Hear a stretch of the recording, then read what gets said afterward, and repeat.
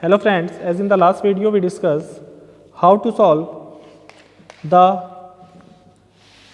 n jobs through 3 machines. Now in this lecture we discuss the processing n jobs through m machines. तो यहाँ पर हमारे पास n number of jobs है जिनको हमने m मशीन्स पे प्रोसेस करना है in a given order such as m1, m2, m3 and so on mm. ठीक है, तो हमारे पास m मशीन्स है और n जॉब को इन m मशीन से हमने प्रोसेस करना है. The optimum sequence to this problem can be find. Optimal solution जो होगा इस प्रॉब्लम का हम फाइंड कर सकते हैं इफ आइदर और both the following conditions hold good. अगर जो नीचे दी गई कंडीशंस हैं वो सेटिस्फाई करती हैं. पहली कंडीशन है the minimum processing time in the first machine must be greater and equal to the maximum processing time between the machines of all the machines between first and the last machine. अगर पहली machine का minimum processing time पहली और last के बीच में जितनी भी machine है उनके मैक्सिमम प्रोसेसिंग टाइम से ज़्यादा होगा, या लास्ट मशीन का जो मिनिमम प्रोसेसिंग टाइम है वो पहली और लास्ट मशीन के बीच में जितनी मशीन है उनके मैक्सिमम प्रोसेसिंग टाइम से ज़्यादा होगा, तो इसका ऑप्टिमल सॉल्यूशन एग्जिस्ट करता है, otherwise the equation will be failed. ठीक है. Now the algorithm is if either or both these conditions hold good then the steps of algorithm can be used as. तो सबसे पहले हम क्या करेंगे, find the minimum of processing time of the first machine, find the minimum processing time on the last machine and find the maximum processing time of all the machines between first and last. ठीक है. Now convert M machine problem into two machine problem by introducing two imaginary machines say G and H and calculate their processing time as. तो processing time अगर हम देखो, हम M machine की problem को to machine में convert कर रहे हैं तो दो मशीन हमने कंसीडर कर ली, एज्यूम कर ली, जो इमेजिनरी मशीन्स है जी एंड एच. जी का प्रोसेसिंग टाइम जब निकालेंगे तो जी का प्रोसेसिंग टाइम होगा the sum of the processing time of the first machine to the last to the second last machine. ठीक है. तो पहली मशीन से लेके लास्ट से पहली वाली जो मशीन है उन सबके प्रोसेसिंग टाइम को ऐड करके हमको जी का प्रोसेसिंग टाइम मिलेगा, और जो एच का प्रोसेसिंग टाइम है वो मिलता है the sum of the processing time of the second machine to the second last machine. ठीक है. तो सेकेंड मशीन से लेके जो सेकेंड लास्ट मशीन है उनके प्रोसेसिंग टाइम को ऐड करके हमें किसका प्रोसेसिंग टाइम मिल जाता है, एच का प्रोसेसिंग टाइम मिल जाता है. तो इस तरह से हम क्या निकाल सकते हैं, प्रोसेसिंग टाइम निकाल सकते हैं इमेजिनरी मशीन जी और एच के लिए. Now consider a problem, find an optimal solution for the following problem of 4 jobs and 5 machines. तो हमारे पास यहाँ पर 4 जॉब है और 4 जॉब को हमने प्रोसेस करना है कितनी मशीन के थ्रू, 5 मशीन्स के through. When passing is not allowed. ठीक है, जहाँ पर जॉब पासिंग आपका अलाउड नहीं है. तो अगर पासिंग अलाउड नहीं है then we have to follow the sequence of the machine. तो हमको उस सीक्वेंस को फॉलो करना होगा. ठीक है. तो हमारे पास मशीन जॉब्स दी हैं यहाँ पर A B C D and the machines are M1, M2, M3, M4 and M5. ठीक है. The processing time is given. Processing time आपको दिया है हर एक जॉब का हर एक मशीन पे. अब हमने हमारे पहला स्टेप क्या होगा, find the minimum of processing time of the first machine and the minimum processing time of the last machine. तो इसका मिनिमम निकालेंगे, इसका मिनिमम जो लास्ट है उसका मिनिमम निकालेंगे, and the maximum processing time between the first and last machine. और जो मिनिमम प्रोसेसिंग टाइम निकलेगा वो निकलेगा फर्स्ट और लास्ट मशीन के बीच की मशीन्स का. ठीक है. तो इस तरह से हम क्या निकालेंगे, मैक्सिमम प्रोसेसिंग टाइम निकालेंगे बीच की मशीन्स के लिए. ठीक है. तो पहली और लास्ट का मिनिमम और बीच की मशीन का मैक्सिमम. तो हमने यहाँ पर निकाला the minimum processing time on the first machine. First machine में मिनिमम देखोगे तो कितना है प्रोसेसिंग टाइम, 5. लास्ट मशीन का मिनिमम प्रोसेसिंग टाइम है 6, और इनके बीच की जो मशीन है M2, M3 और M4 इनका मैक्सिमम. तो M2 का मैक्सिमम है 6, M3 का मैक्सिमम है 5, M4 का मैक्सिमम है 6. तो 2, 3 और 4 का मैक्सिमम हो गया 6, 5, 6. अब कंपेयर करेंगे तो फर्स्ट जॉब का जो मिनिमम है वो इनके मैक्सिमम से ज़्यादा नहीं है क्योंकि इसका 6 है, इसका 6 है. लेकिन जो लास्ट जॉब है, फिफ्थ जॉब, जो लास्ट मशीन है फिफ्थ मशीन, उस मशीन का जो मिनिमम प्रोसेसिंग टाइम है 6, वो इनके मैक्सिमम प्रोसेसिंग टाइम के इक्वल है या उससे ज़्यादा है. सो द कंडीशन होल्ड, एक मशीन के लिए अगर कंडीशन सेटिस्फाई कर रही है तो हम कहेंगे कंडीशन सेटिस्फाई कर रही है, ठीक है। Now convert the 5 machine problem into 2 machine. अब हम क्या करते हैं, 5 मशीन की प्रॉब्लम को 2 मशीन की प्रॉब्लम में कन्वर्ट करते हैं by considering the 2 imaginary machines G and H, 2 imaginary machine G और एच कंसीडर करके, and the processing time on G and H, और जी और एच का प्रोसेसिंग टाइम निकालेंगे। तो जब जी का प्रोसेसिंग टाइम हम निकालेंगे तो T G J is equal to T, अब हमारे पास मशीन यहाँ पर हैं 1 2 3 4 5, तो जब जी का प्रोसेसिंग टाइम निकालेंगे तो फर्स्ट मशीन से लेके फोर्थ मशीन के प्रोसेसिंग टाइम को ऐड कर देंगे, लास्ट से जो भी पहली वाली मशीन है, ठीक है। तो इनके प्रोसेसिंग टाइम को ऐड करके डिफरेंट जॉब्स के लिए हम प्रोसेसिंग टाइम डिफाइन कर सकते हैं। इसी तरह से जब एच का प्रोसेसिंग टाइम निकालेंगे तो सेकंड मशीन से लास्ट मशीन के प्रोसेसिंग टाइम को ऐड करके हम किसका प्रोसेसिंग टाइम निकाल सकते हैं, किसी भी जॉब का मशीन एच में प्रोसेसिंग टाइम कंसीडर कर सकते हैं।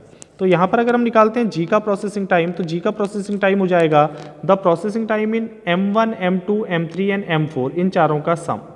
तो ये हो गया 7 + 5 + 2 + 3, 7 + 3 10, 5 15 to 70, तो ये आ जाएगा आपका 70, ठीक है। यहाँ पर मैं लिख देता हूँ 7 + 5 + 2 + 3 इज इक्वल टू 17, इस तरह से निकलेगा।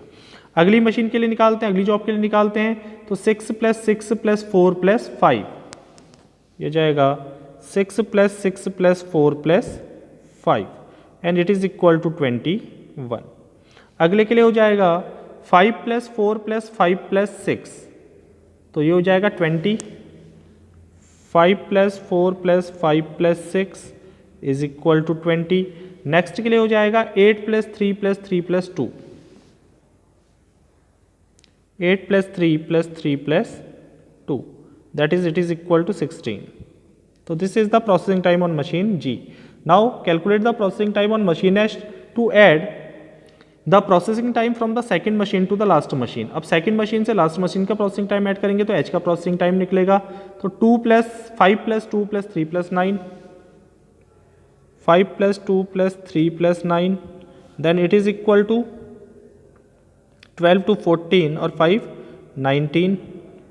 नेक्स्ट के लिए निकलेगा 6 + 4 + 5 + 10 25, 6 + 4 + 5 + 10 इज इक्वल टू 25। नेक्स्ट के लिए निकलेगा 4 + 5 + 6 + 8, 4 + 5 + 6 + 8 इज इक्वल टू 23। नेक्स्ट के लिए निकलेगा 3 + 3 + 2 + 6, 3 + 2 3 + 2 + 6, तो 6 6 12 to 14। So this is the optimal processing time. अब हम सिक्वेंसिंग करते हैं, तो सबसे पहले हम क्या देखते हैं, हमारे पास 4 जॉब हैं, देयर आर 4 जॉब्स ABCD, इनको हमने सिक्वेंस करना है। तो मिनिमम प्रोसेसिंग टाइम, तो यहाँ पर मिनिमम क्या है 16, किस में आ रहा है, पहली मशीन में आ रहा है, किस जॉब का है, जॉब D का है, तो इसको आगे से शेड्यूल कर देंगे, ठीक है। तो यहाँ पर मिनिमम प्रोसेसिंग टाइम अगर आप देखते हैं तो मिनिमम प्रोसेसिंग टाइम कितना है 16, ठीक है, किस में आ रहा है, sorry minimum processing time 14, sorry minimum processing time कितना आया आपका 14 आया। 14 किस जॉब के लिए मशीन में है, सेकंड मशीन में है, और किसके लिए है, जॉब D के लिए। तो सेकंड मशीन में अगर मिनिमम आता है तो उसको लास्ट से सीक्वेंस करते हैं, तो जॉब D को हम सीक्वेंस करेंगे लास्ट से, ये जॉब शेड्यूल हो गई। अब इसके बाद जो मिनिमम है इन 3 मशीन्स में वो देखेंगे 17 इज मिनिमम। 17 किस में आ रहा है, फर्स्ट मशीन में आ रहा है जॉब A के लिए, तो इसको आगे से सीक्वेंस कर देंगे, जॉब A को आगे सीक्वेंस कर दो, ये भी शेड्यूल हो गई। अब इसके बाद देखेंगे इन 2 मशीन्स में तो मिनिमम हो गया आपका 20 भी मशीन फर्स्ट में आ रहा है जॉब C के लिए, इसको भी आगे से सीक्वेंस करेंगे। अब हमारे पास एक जॉब बची, केवल जॉब B, तो इसको शेड्यूल कर देंगे। तो this is the optimal sequence, A के बाद C आएगी, C के बाद B आएगी, B के बाद D आएगी। Now calculate the elapsed time. अब elapsed टाइम अगर कैलकुलेट करते हैं तो पहले सीक्वेंस यहाँ पर लिख लेते हैं हम। The sequence is, the first job is A, then C, then B and then D। तो it is the optimal sequence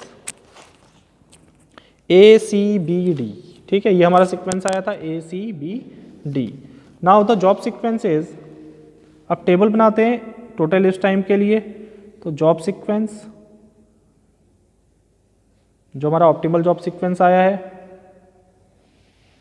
then the machines are M1, M2, M3, M4 and M5। हर एक machine के लिए time out करेंगे।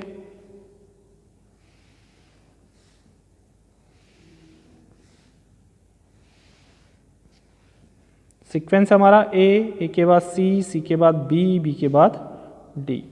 ठीक है, in out, in out, in out, in out, in out. ठीक है, तो पहली मशीन देखें, पहली जॉब देखें ए। जॉब ए को अगर हम शेड्यूल करते हैं तो जॉब ए के लिए जो टाइम इन होगा वो कितना होगा, पहली मशीन में 0। अब जॉब ए को पहली मशीन में कंप्लीट होने में कितना टाइम लग रहा है, जॉब ए को पहली मशीन में कंप्लीट होने में लग रहा है टाइम 7। ठीक है, तो इसका टाइम आउट हो जाएगा 7। नेक्स्ट जॉब का जो टाइम इन होगा वो होगा 7। दूसरी जॉब है सी को ए में कंप्लीट होने में कितना टाइम लग रहा है, 5 मिनट। तो इसका हो जाएगा 7 + 5 इज इक्वल टू 12। तो इसका टाइम आउट हो जाएगा अगली जॉब का 12।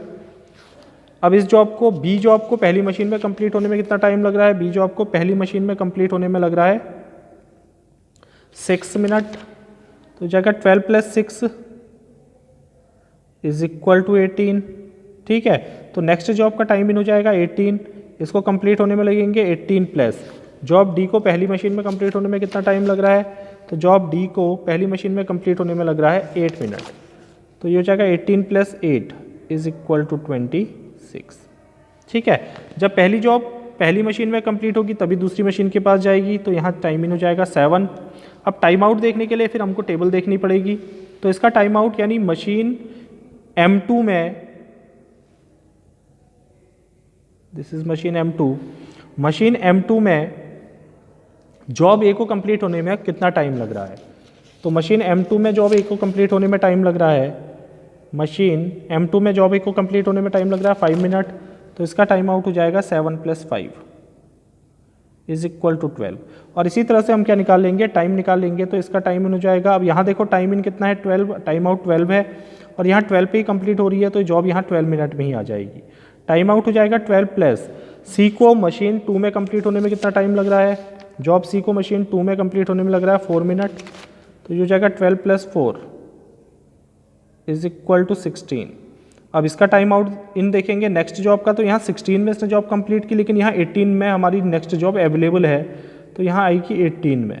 तो जगह 18 प्लस जॉब बी को मशीन 2 में कंप्लीट होने में कितना टाइम लग रहा है, तो जॉब बी को मशीन 2 में 6 मिनट लग रहे हैं। Then it is equal to 18 + 6 is equal to 24। अब यहाँ जॉब 24 में इसने कंप्लीट कर दी, लेकिन नेक्स्ट जॉब अवेलेबल है 26 मिनट में, तो इसका टाइम इन 26 हो जाएगा। 26 प्लस जॉब डी को मशीन 2 में कंप्लीट होने में कितना टाइम लग रहा है, जॉब डी को मशीन 2 में कंप्लीट होने में लग रहा है 3 minute. Then 22 + 3 is equal to 29। ठीक है, तो सिमिलरली थर्ड मशीन में जॉब तभी आएगी जब सेकंड मशीन उसको प्रोसेस करके देगी, तो पहली जॉब आएगी 12 में। अब इसका टाइम आउट हो जाएगा 12 प्लस, तो जॉब ए को मशीन 3 में कंप्लीट होने में कितना टाइम लग रहा है 2 मिनट। 12 + 2 इज इक्वल टू 14, लेकिन नेक्स्ट जॉब अवेलेबल होगी 16 पे, तो इसका टाइम इन हो जाएगा 16। जॉब सी को मशीन 3 में कंप्लीट होने में कितना टाइम लग रहा है, जॉब सी को मशीन 3 में कंप्लीट होने में लग रहा है 5 मिनट। तो ये हो जाएगा 16 + 5 इज इक्वल टू 21। इसका टाइम इन 21 और 24 को कंपेयर करोगे तो 24 होगा। 24 प्लस जॉब बी को मशीन 3 में कंप्लीट होने में लग रहा है, job B machine 3 4 minute. 24 + 4 is equal to 28 minute. And next job available होगी 29 पे, तो ये हो जाएगा 29 प्लस जॉब डी को मशीन 3 में कंप्लीट होने में, job D machine 3 minute. So it is equal to 29 + 3 is equal to 32 minute. Now in the machine 4 first job is available when the job is completed by machine 3 and the time in is 14। तो जगह 14 plus edge of 4 machine, edge of 4 machine 3 minute, then it is equal to 14 plus 3 is equal to 17। अब यहाँ 21 है, यहाँ 17 है, तो time in होगा 21। 21 plus job C machine 4, job C machine 4 6 minute, job C machine 4 6 minute, then it is equal to 27। ठीक है, then next is 28 पे अवेलेबल है जॉब, तो 28 आ जाएगा, तो ये हो जाएगा 28 प्लस, अब है हमारे पास job B, job B machine 4, then job B machine 4, job B machine 4 is 5 minute, job B machine 4 is 5 minute, then it is equal to 28 plus 5 is equal to 33, and next job is available at 33। जो अगली job होगी तभी आएगी जब ये complete होगी, तो 33 time out हो जाएगा 33 plus D job machine 4, and D job machine 4 is 2 minute, तो that is 33 plus 2 is equal to 35 minute. ठीक है, सिमिलरली मशीन 5 के लिए अगर हम कंसिडर करते हैं तो यहाँ जब जॉब कंप्लीट होगी तभी यहाँ आएगी, तो टाइम इन हो जाएगा 17, और आप बाकी टेबल से देख के कर लेंगे, तो इसका टाइम आउट हो जाएगा 17 प्लस ए जॉब को 5th मशीन, ए जॉब को 5th मशीन में 9 मिनट लग रहे हैं, तो 17 प्लस 9 इज इक्वल टू 26। अगली जॉब आएगी 27, 26 को कंपेयर करोगे तो 27 पे, this is 27 plus C job को मशीन 5 में कंप्लीट होने में, C job machine 5 8 minute, then it is equal to 27 plus 8 is equal to 35। अगली जॉब आएगी 35 पे, तो ये हो जाएगा 35 प्लस बी जॉब को मशीन 5 में, B job machine 5 is 10 minute, so it is equal to 35 plus 10 is equal to 45 minute. Next job आएगी 45 पे, 45 प्लस डी जॉब को लास्ट मशीन 5th मशीन में, D job 5th machine 6 minute, तो that is 25 plus 6 is equal to 51 minute. तो इस तरह से हम प्रोसेसिंग टाइम क्या कर सकते हैं, पांचों मशीन में कैलकुलेट कर सकते हैं। Now the total elapsed time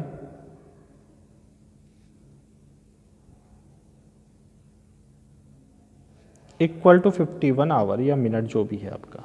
ठीक है, now find the ideal time, तो ideal time for machine M1, तो M1 के लिए आइडियल टाइम अगर देखें तो M1 आइडियल कब रही, M1 केवल तब आइडियल रही जब उसके पास कोई जॉब नहीं थी और लास्ट जॉब उसने प्रोसेस करके दे दी थी, और वो जॉब कहाँ चल रही थी, आपकी इन मशीन्स में चल रही थी।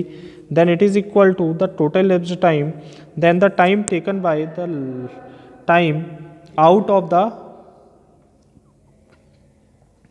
Time out of the last job in first machine, तो that is 51 minus 26 is equal to 25।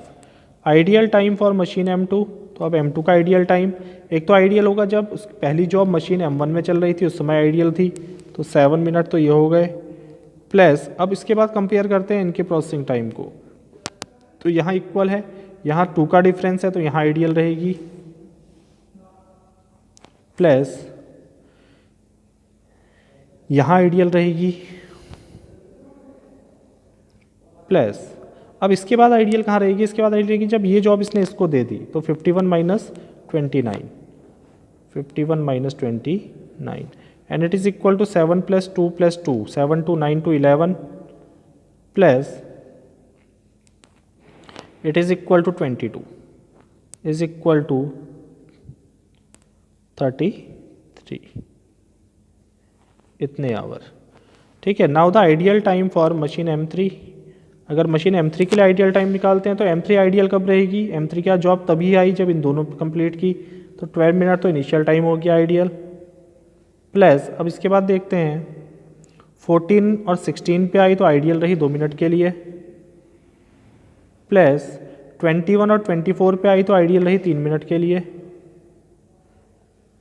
Plus 28, 29 पे आई तो आइडियल रही 1 मिनट के लिए, plus the job last job के लिए आइडियल होगी जब ये जॉब इसको कंप्लीट करके दे दी, तो 35 minus 30, 51 minus 32, 51 minus 32, then it is equal to 12 to 14, 3 17, 1 18, प्लस ये हो जाएगा आपका 11 में से 2 minus 1 9 and 1 19, then it is equal to 37। ठीक है। Similarly the ideal time for machine M4 का आइडियल टाइम, तो जब उसके बाद पहली जॉब आएगी तो थर्ड के बाद ही आएगी, तो कितने मिनट में आई पहली जॉब? 14 में। काम 0 मिनट से शुरू हो गया था। 14 के बाद देखेंगे, यहाँ कंपेयर करो 17 और 21, तो 17 प्लस 4, तो 4 का डिफरेंस यहाँ पर है, प्लस अगला हो गया 27 28, 1 का डिफरेंस यहाँ पर है, प्लस अगला हो गया 33 कंप्लीट है। अब यहाँ पर जो आइडियल टाइम होगा वो होगा plus 51 minus 35, then it is equal to 19 plus 16 is equal to 35 and the ideal time for machine M4, तो सॉरी M5 पहला निकलेगा आपका फर्स्ट जॉब के लिए, तो कितना है आइडियल टाइम? 17 तक इसके पास कोई काम नहीं था, प्लस इसके बाद अगर कंपेयर करते हैं तो आइडियल टाइम इसका आएगा 1, 26 या 27, तो 1 पे आया। ठीक है, then it is equal to 18 hour. तो इस तरह से हम क्या कर सकते हैं, आइडियल टाइम और टोटल इलिप्स टाइम डिफाइन कर सकते हैं ऐसी प्रॉब्लम के लिए जिसमें n जॉब्स दी हैं और उनको हमने m मशीन के थ्रू प्रोसेस करना है। ठीक है, so this is a basic problem of sequencing. Now the sequencing unit is completed. ठीक है, तो नेक्स्ट लेक्चर में हम एक नई यूनिट डिस्कस करेंगे।